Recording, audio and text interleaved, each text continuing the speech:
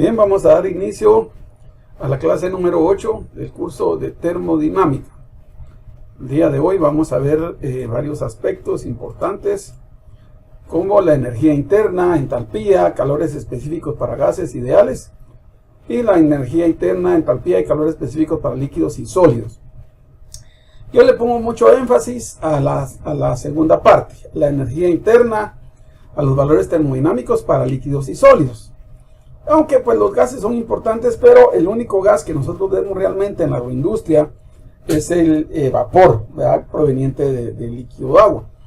Entonces por eso yo le pongo más énfasis a esta parte temática. Bueno, entonces habíamos hablado que un gas ideal se define como aquel cuya temperatura, presión y volumen específico van a tener una relación de acuerdo a la ecuación universal de los gases. PV es igual a RT. Pues también se ha experimentado que un gas ideal también tiene su energía interna es igual a U por temperatura. Joule sumergió en agua dos recipientes conectados mediante un tubo y una válvula, como podemos ver en la figura. Y al principio uno de los recipientes contenía aire a una presión alta y el otro estaba al vacío. Cuando se alcanzó el equilibrio térmico, abrió la válvula para permitir el paso del aire de un recipiente al otro hasta que se igualaron las presiones. No hubo ningún cambio en la temperatura del agua y supuso que no se transfirió calor hacia o desde el aire. Pero tampoco se realizó trabajo, entonces concluyó que la energía interna del aire no cambió aun cuando el volumen y la presión sí lo hicieron. Por lo tanto razonó, la energía interna es una función de la temperatura solamente y no de la presión o del volumen específico. Joule demostró entonces que para gases con una desviación significativa respecto al comportamiento de un gas ideal, la energía interna no es solo una función de la temperatura. Con esta definición de entalpía y la ecuación de estado de un gas ideal se tiene que la entalpía es igual a la energía interna más el producto de la presión por el volumen específico. Esto tiene relación con la ecuación PV igual a RT. Entonces, la entalpía va a ser igual a la energía interna más el producto de la constante de los gases por temperatura. Por lo tanto, que R es constante y U es igual a U por T, se deduce que la entalpía de un gas ideal es también solo una función de la temperatura. Y tenemos ahí la ecuación para la entalpía de un gas. Para un gas ideal con energía interna y entalpía dependen únicamente de la temperatura de los calores específicos a volumen constante y a presión constante. También van a depender solo de la temperatura. Por lo tanto, a una temperatura dada, energía interna, entalpía, calor específico a volumen constante y calor específico a presión constante de un gas ideal, tienen valores fijos sin importar el volumen específico o la presión. Aquí podemos ver algunas cosas en esta gráfica. Una es que los calores específicos de gases con moléculas complejas que tienen dos o más átomos son más altos y se incrementan con la temperatura. También la variación de los calores específicos con la temperatura es uniforme y se puede aproximar como lineal en intervalos pequeños de temperatura, algunos de cientos de grados o menos. En las tablas de gas ideal presentadas en el apéndice 0, Kelvin elige como el estado de referencia y tanto la entalpía como la energía interna tienen asignados valores 0 en este estado. Por lo tanto, las funciones de calor específico se pueden determinar por valores promedio constantes de calores específicos. Entonces, al llevar a cabo las integraciones de estas ecuaciones se obtiene que el diferencial de energía interna va a ser igual a el calor específico a volumen constante promedio por el diferencial de temperatura. Y también va a ser igual al calor específico a presión constante promedio por el diferencial de temperatura. Los valores de calores específicos para algunos gases comunes se listan como una función de la temperatura en esta tabla, la tabla 2b. Los calores específicos promedio a presión constante y a volumen constante se evalúan en esta tabla a la temperatura promedio, como se muestra en la figura 4-26. Si no se conoce la temperatura final T2, los calores específicos se pueden igualar a una sola temperatura o a la temperatura promedio anticipada. Observe que las relaciones de diferencia de energía interna y diferencial de entalpía antes dadas no están restringidas a alguna clase de procesos, sino que son válidas para todos los procesos. La presencia del calor específico a volumen constante en una ecuación no se debe hacer pensar que esta ecuación es válida solo para un proceso a volumen constante. Por el contrario, el diferencial de energía interna es igual al calor específico a volumen constante promedio por delta T y es válida para cualquier gas ideal que experimenta cualquier proceso. Veamos un ejemplo. Un recipiente rígido aislado contiene al inicio 1.5 libras de helio a 80 grados Fahrenheit y 50 psi. Dentro del recipiente hay una rueda de paletas que opera con una potencia nominal de 0.02 HP durante 30 minutos. Determine inciso A la temperatura final y B la presión del gas helio. Aquí tenemos el sistema, ¿verdad? Tenemos aquí adentro el gas helio con una masa de 1.5 libras, temperatura inicial 80 Fahrenheit y presión 50 psi. Aquí tenemos la gráfica de presión-volumen. En el eje Y tenemos la presión y en el X el volumen. Vemos que inicialmente, pues a presión 1 tenemos un volumen 1, ¿sí? Y pues obviamente a presión 2 mantenemos el volumen, pero la presión va a ser cambiante. Este es un proceso isocórico, porque el volumen se mantiene constante. Entonces tenemos aquí la cantidad de trabajo que la rueda de paletas hace sobre el sistema es trabajo de flecha, va a ser igual a trabajo de flecha por delta T, ¿sí? En este caso sería 0.02 HP, ¿sí? Por 0.5 de H. Veamos cuál era el valor de H.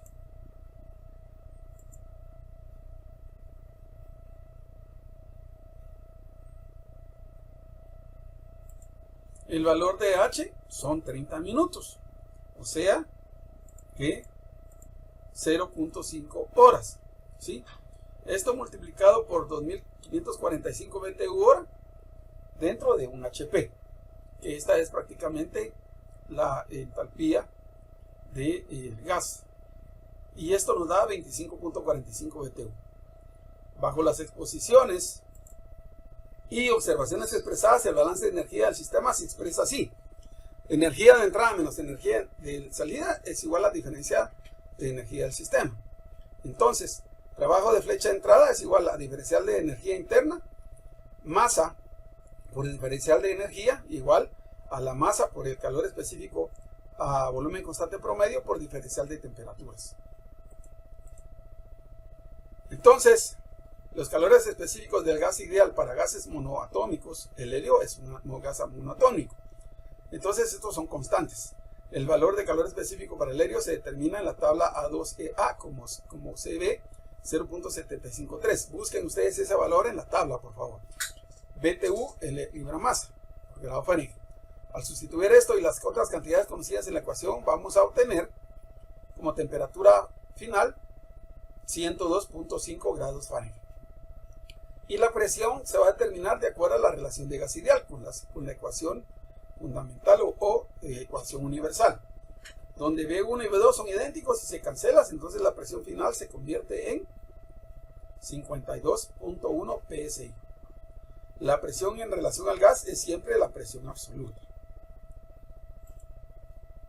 Veamos este otro. Un dispositivo de cilindro émbolo contiene al inicio 150 kPa y 27 grados Celsius. En este estado el émbolo descansa sobre un par de topes, como se ilustra en la figura 4-32, y el volumen encerrado es 400 litros. La masa del émbolo es tal que se requiere una presión de 350 kPa para moverlo. Se calienta el aire hasta duplicar su volumen. Determina inciso A la temperatura final, B el trabajo que realiza al aire y C el calor total transferido al aire. Veamos entonces la solución. Aquí hay unas suposiciones. Ustedes, si quieren, pues pausan el video para leerlas. Y aquí tenemos nuevamente, este es un cilindro y un pistón. Tenemos volumen inicial 400 litros, presión 150 kilopascales y temperatura inicial 27 grados Celsius. Aquí está el comportamiento, aquí está la gráfica presión, volumen. Tenemos presión constante, volumen 1, 0.4 litros, Aquí dice 400 litros, pero 400 litros serían 0.4 metros cúbicos. Iniciamos con 1, ¿sí? Subimos a presión de 350, el volumen se mantiene constante, y luego pasa el volumen a prácticamente a 800 litros, o sea 0.8 metros cúbicos. La temperatura final se determina fácilmente por medio de la relación del gas ideal. PV1, volumen 1, dividido temperatura 1 es igual a P3 por volumen 3, temperatura 3. Sustituimos valores y la temperatura 3 va a ser igual a 1400 Kelvin. Inciso B, el trabajo realizado se va a determinar por integración, pero en este caso es mucho más fácil hacerlo a partir del área bajo la curva del proceso. Área va a ser igual a volumen 2 menos volumen 1 por presión 2. Y esto va a ser igual a 140 metros cúbicos por kilopascal. Por lo tanto, el trabajo de 1 a 3, trabajando con el área bajo la curva, va a ser de 140 kilojoules. Y el balance de energía va a ser igual, calor de entrada menos calor de salida, cambio de energía interna igual a masa por el diferencial de energía interna. Sustituimos valores a través de la ecuación universal de gases para encontrar la masa y nos damos 0.697 kilogramos. Las energías internas se determinan en la tabla A17, energía 1 y energía 2. La energía 1 a 300 Kelvin y la energía 3, a 1400 Kelvin. Ahí están los valores respectivos. Entonces solo se sustituyen los valores y tenemos como calor de entrada 767 kilojoules. Como es positivo, nos indica que al sistema se está agregando calor. Energía interna, entalpía y calores específicos para líquidos y sólidos. Una sustancia cuyo volumen específico o densidad es constante se llama sustancia incomprensible. No se puede comprimir. Los volúmenes específicos de sólidos y líquidos en esencia permanecen constantes durante un proceso. Por lo tanto, líquidos y sólidos se pueden considerar como sustancias que no se pueden comprimir sin sacrificar mucho en precisión. Se debe entender que la suposición de volumen constante implica que la energía relacionada con el cambio de volumen es insignificante en comparación con otras formas de energía. De lo contrario, esta suposición sería ridícula para estudiar el esfuerzo térmico en sólidos causado por el cambio de volumen de temperatura al analizar en termómetros de líquido contenido en vidrio.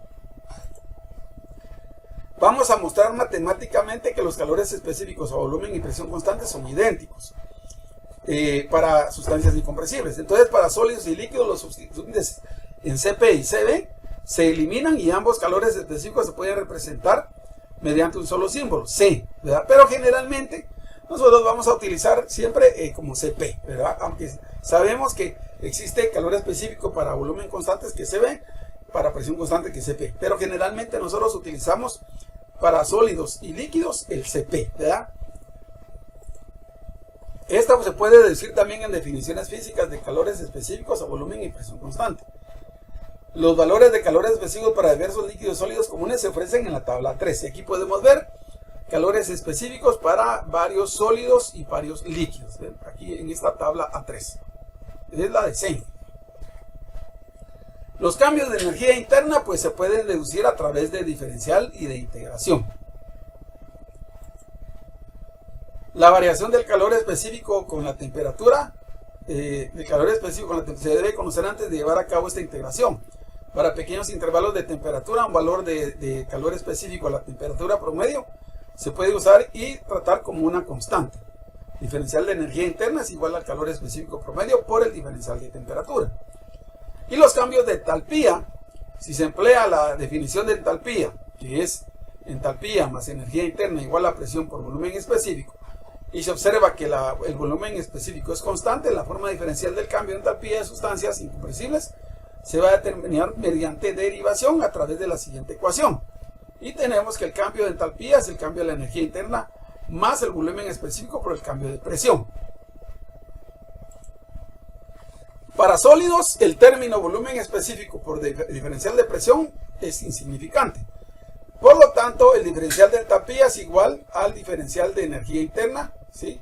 Esto, el calor específico promedio por el diferencial de temperatura. Y para líquidos hay dos casos especiales, ¿sí?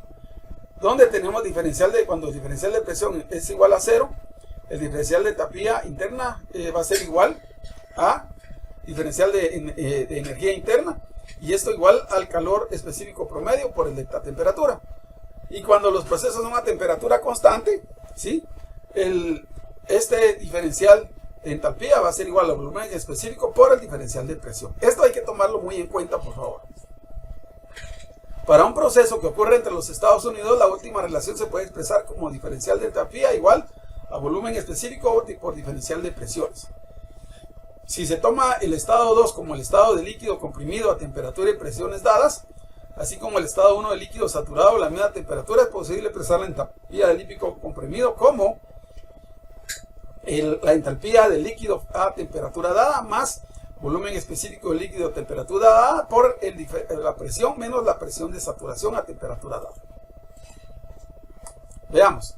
Determine la entalpía del agua líquida a 100 grados Celsius y 5 megapascales usando tablas de líquido comprimido, aproximándola como un líquido saturado y usando la correlación dada por la ecuación 438. Veamos. De las tablas de líquido comprimido, tabla A7, a presión 15 megapascales y temperatura 100 grados Celsius, la entalpía es 430.39 kJ sobre kilogramo. Este es un valor exacto. Y entonces consideramos el líquido comprimido como un saturado 100 grados, como suele hacerse, se obtiene.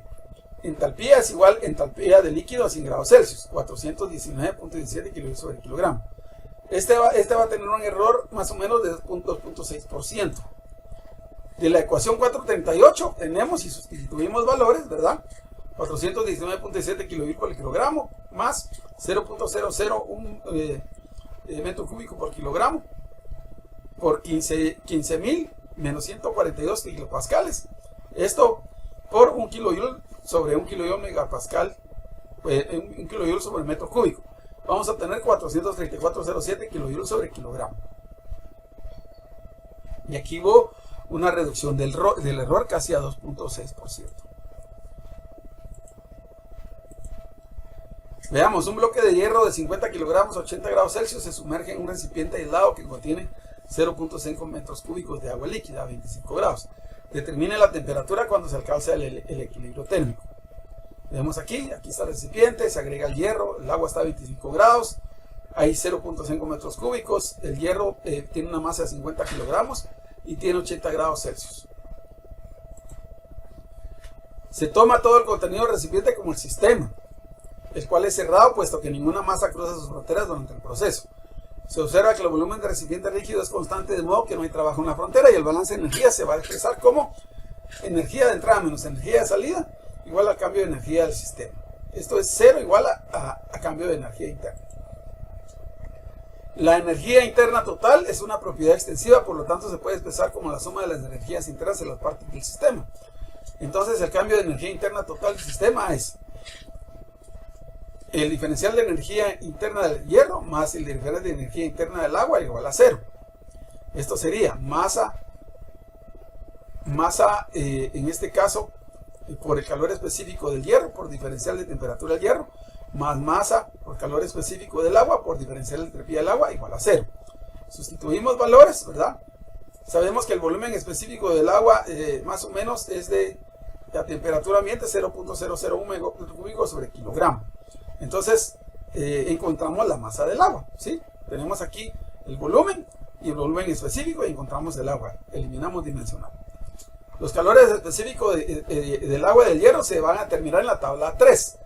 Para el hierro 0.45 kJ sobre kilogramo grados Celsius y para el agua 4.18 kJ sobre kilogramo grados Celsius.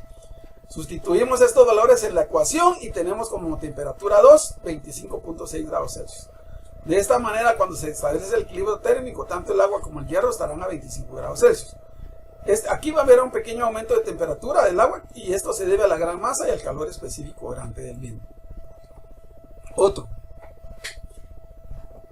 Se va a calentar largas varillas cilíndricas de aluminio que tienen una densidad de 2700 kilogramos sobre metro cúbico y calor específico de 0.973 kJ sobre kilogramo grado Kelvin, de 5 centímetros de diámetro, desde 20 grados Celsius hasta una temperatura de 400 grados Celsius.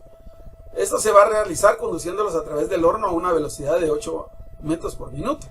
Hay que determinar la tasa de transferencia de calor hasta las varillas del horno. Veamos aquí. Aquí está el horno, aquí están las varillas. El horno a 700 grados Celsius.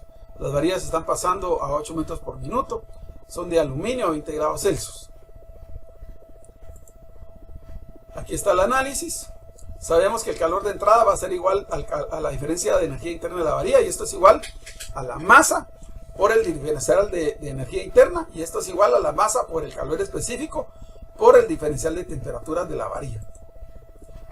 La densidad del calor específico de las varillas, ahí la tenemos, 2700 kilogramos metro cúbico, y el calor específico 0.973 kJ sobre kilogramo grado Celsius. La cantidad de transferencia térmica a una sección de 8 metros de longitud de varilla a calentar va a estar dada por masa, presión por densidad por volumen. Esto sería densidad por pi por diámetro al cuadrado divididos por la longitud. Esta ecuación es bien importante, ¿sí? Esta ecuación es bien importante. 2700 kilogramos metro cúbico, sustituyendo valores, me da 42.41 kilogramos. El calor de entrada va a ser igual a la masa por el calor específico por delta temperatura. Sustituimos valores y tenemos 15.680 kJ por cada varilla de 8 metros, o sección, perdón, de 8 metros. Considerando que se calienta una sección de 8 metros de longitud de las varillas cada minuto, la tasa de transferencia de calor de los rodillos en el horno se convierte en calor de entrada igual calor de entrada dentro de delta T, y sería 15.680 kJ sobre minuto. Sería esto convertido a 261 kJ sobre segundo. Aquí tenemos nuevamente la ecuación en relación de cambio con la masa. Sustituimos valores y vamos a tener 42.41 kilogramos sobre minuto. El calor de entrada sería 42.41 kilogramos por minuto por 0.93 kJ sobre kilogramo grados Celsius por el diferencial de temperatura, y da 15.680 kJ sobre minuto. Y esto es un valor que así había encontrado antes. Y aquí hay unas interrogantes que nos van a servir, ¿verdad? Para que ustedes puedan practicar en su casa y pues tener más habilidad de estos temas. Por aquí nos quedamos el día de hoy. Pasen un feliz día y muchas gracias por su atención.